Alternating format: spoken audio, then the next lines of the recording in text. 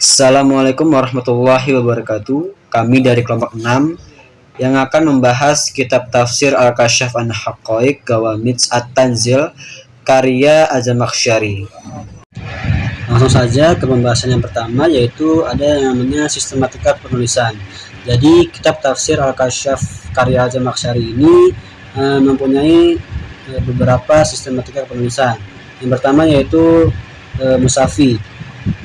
Jadi beliau ini menafsirkan Al-Quran itu sesuai dengan urutan mushaf, yaitu dari Al-Fatihah sampai An-Nas.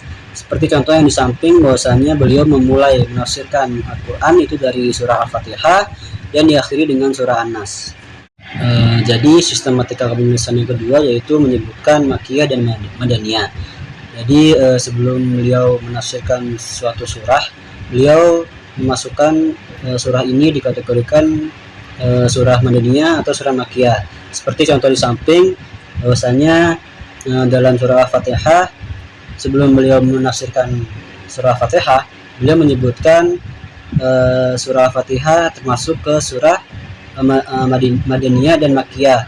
Jadi menurut beliau, Al-Fatihah ini turun dua kali.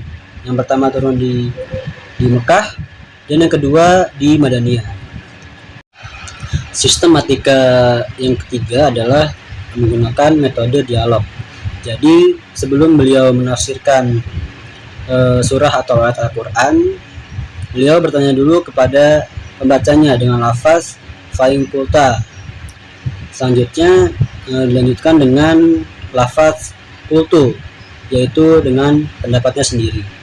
Seperti contoh yang di samping, bahwasanya beliau memulai dengan kalimat fa'in qultu, lalu dilanjutkan dengan kalimat qulta.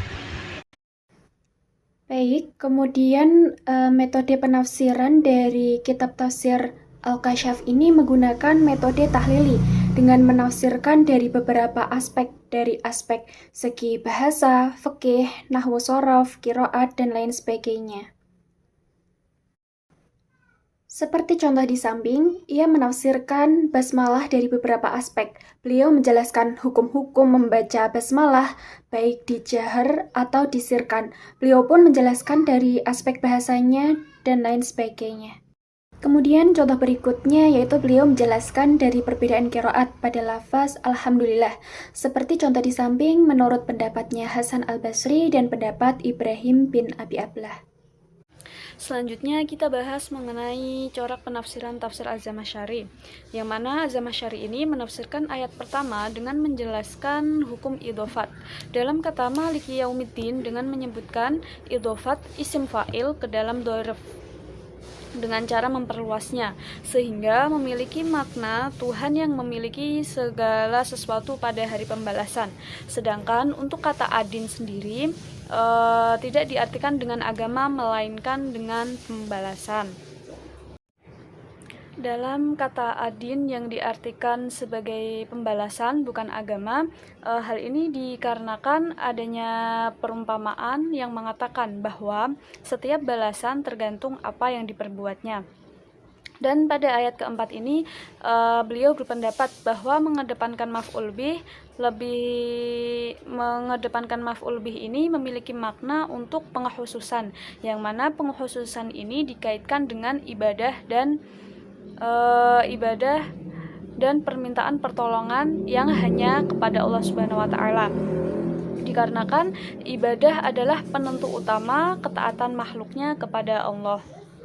Selanjutnya mengenai kelebihan dan kekurangan dari tafsir Az-Zamakhsyari tersebut, bahwa salah satu keistimewaan tafsir Al-Kasyaf ini dalam menafsirkan ayatnya, mengupas ayatnya, beliau menggunakan bahasa dan ilmu balaghah, dikarenakan Az-Zamakhsyari ini adalah seseorang pakar bahasa dan sastra, yang mana tafsirnya seringkali dijadikan rujukan oleh orang-orang yang mumpuni dalam bidang bahasa dan sastra.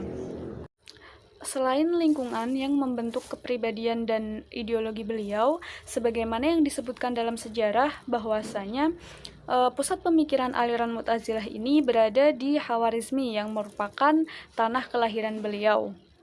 Sehingga inilah yang mewarnai pemikiran beliau tentang ilmu agama yang dituangkannya dalam tafsir Al-Kasyaf tersebut. Beliau mendapatkan ilmu ini dari gurunya yang bernama Abu Mudor, yang mana Abu Mudor ini adalah guru yang terkenal dan tenar sekali dengan aliran Kemu'tazilahannya. Oleh karena itu, konsekuensi dari pemikirannya Az-Zamakhsyari tersebut yang mewarnai dalam tafsir Al-Kasyaf karya beliau, yang mana tafsir Al-Kasyaf ini banyak menuai kontroversi dan kritikan pedas dari berbagai ulama.